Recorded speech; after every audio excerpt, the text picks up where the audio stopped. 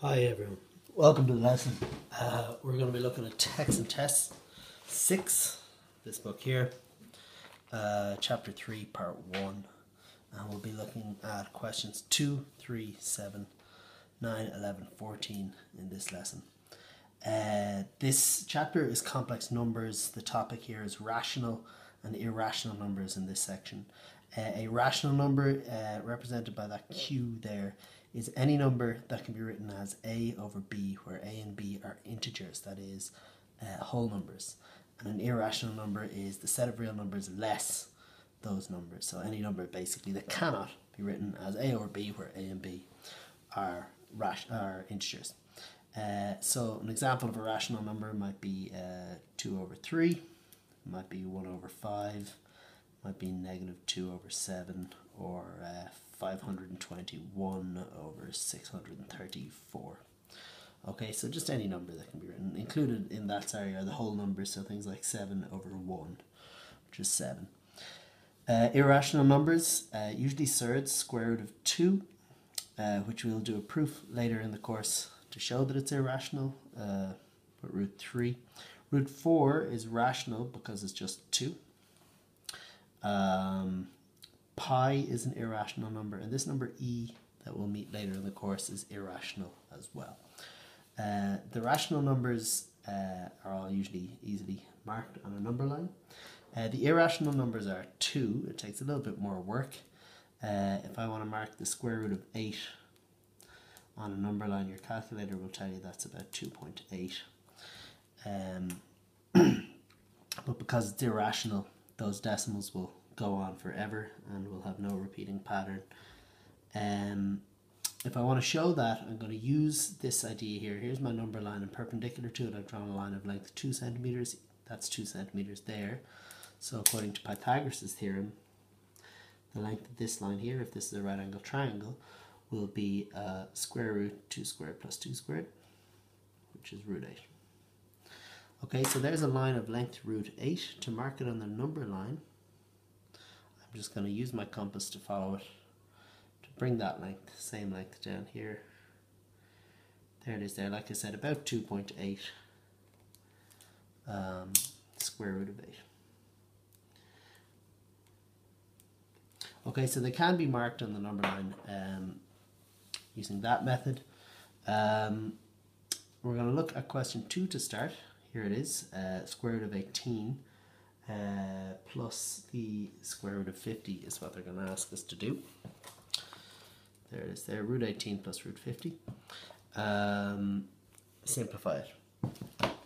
So we're going to start off by saying, well, the square root of 18 can be written as the square root of 9 times 2. 9 is important because it's a square number. The square numbers are 1 squared, 2 squared, 3 squared, 4 squared, 5 squared, and so on. And the square root of 9 by 2 can also be written as the square root of 9 times the square root of 2. Okay, that's called the distributive property, particularly for surds over multiplication in this case. Okay, and the square root of 9 is 3. So that's 3 root 2. And the square root of 50 can be written as root 25 by 2, or root 25 by root 2, 5 root 2. So in this question, part 1, it says root 18 plus root 50, and that's going to be 3 root 2 plus 5 root 2, which is 8 root 2. Part 2 of that question asks us to add the square root of 48 plus the square root of 147. Well, 48 has 16 as a factor, which is a square number, so that's root 16 root 3, plus the square root of 147 has 49 as a factor, root 49 root 3. So the two numbers can be written as 4 root 3 plus 7 root 3, and the answer there is 11 root 3. There's question 2. Question 3 says this. I'll just show you the question now. Given that n is the set of natural numbers, that is positive whole numbers, z is the set of integers, that's any whole number, positive or negative, q is the set of rational numbers, that is what we've looked at, any number that can be written as a fraction of whole numbers, and r is the set of real numbers, that is every number that's on the number line. Give two elements of each of the following sets. Okay, so the first set is z less n, which is the integers less the natural numbers. Okay, so two elements in that set. One of them might be an integer but not a natural number. -3 is integer, it's a whole number but not a whole positive number. -217 might be another one. There's two examples there.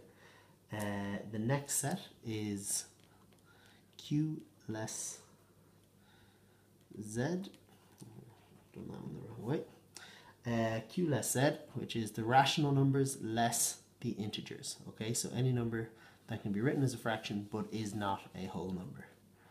So that is, say, 2/7 minus 5/12.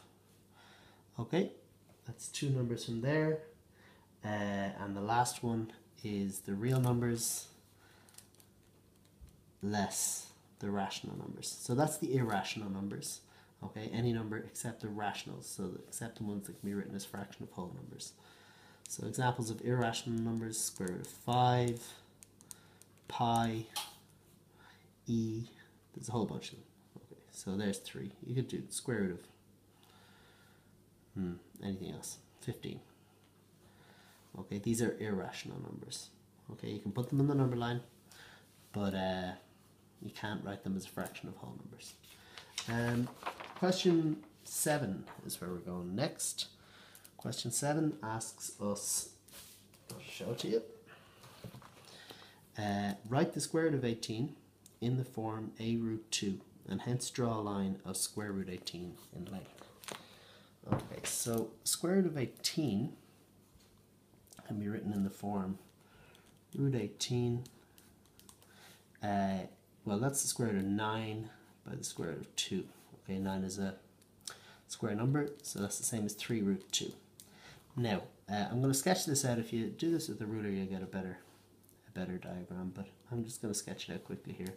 If here's my number line, if that's 0, that's 1, 2, 3. That distance from there to there, 0 to 1, if that was 1 centimeter, and I was to draw a perpendicular line up here also of length 1 centimeter, then this green line that I'm drawing here will be the square root of 1 squared plus 1 squared, according to Pythagoras, which is root 2. Okay, so I'm trying to draw a line of length 3 root 2. So I'll take my compass and I'll just put it to that length, root 2, and I'll just mark, there's root 2 on my number line. There's 2 root 2, and up here is 3 root 2. Okay, so that position there is where you put the square root of 18 or 3 root 2. Okay, if you check that in your calculator just as a double check, the square root of 18 is 4.24, so 4 1/4. So you can see it's in about the right place, roughly 4.2. Okay, question 9 is where we're going next, which asks us, given the line segment AB of length root 2, describe how to make the line segment of length root 3 using a compass and straight edge only. So we'll just do a similar drawing to the one above. I'm going to draw a little bit larger this time. There's 0, put 1 out there, 2, 3. Okay, so we have a line of length root 2. Well, how did we get that? Same as before, if that's 1 centimeter. Our line of length root 2 can be found by doing this.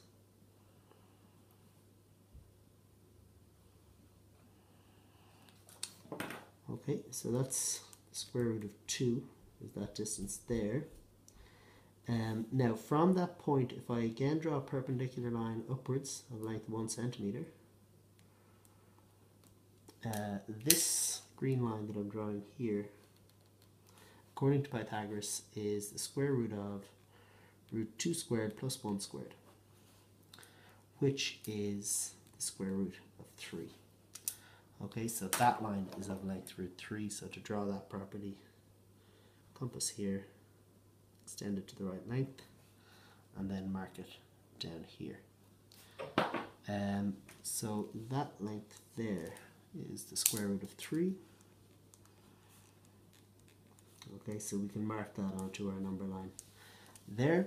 And again, if you want to check that in your calculator, root 3 is about 1.7. So you can see there's 1, probably there's 1.5, so about 1.7. We put it more or less in the right place. Bear in mind, very rough sketch of a number line. The next question, question 11. Which of the following numbers are irrational? I'm actually just going to do this straight from the book.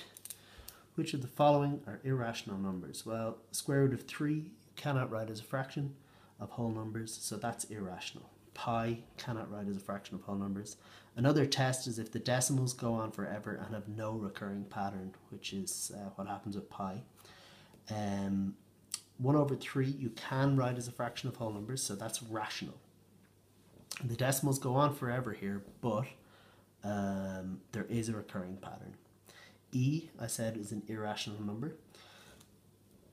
0 can be written as 0 over 1 or anything like that. So that's two rational numbers. Two integers. So that is a rational number. The fifth root of 2 is what that is. That's an irrational number. 22 over 7 is an approximation for pi, but it's not pi. That is two whole numbers divided by each other, so that is a rational number. And root 36 equals 6, which is rational. The last question then, question 14, write down one value of x for which the expression root 3 minus x is rational, and then describe in words a set of values of x for which the expression root 3 minus x is rational. So question 14, if we want the square root of 3 minus x to be rational, then we need this number here to be a square number. Again, those are 1, 4, 9, 16, 1 squared, 2 squared, 3 squared, 4 squared, etc. So to get it to be 1, well, x equals 2 would mean it's a rational number. For part 2, describe in words a set of values.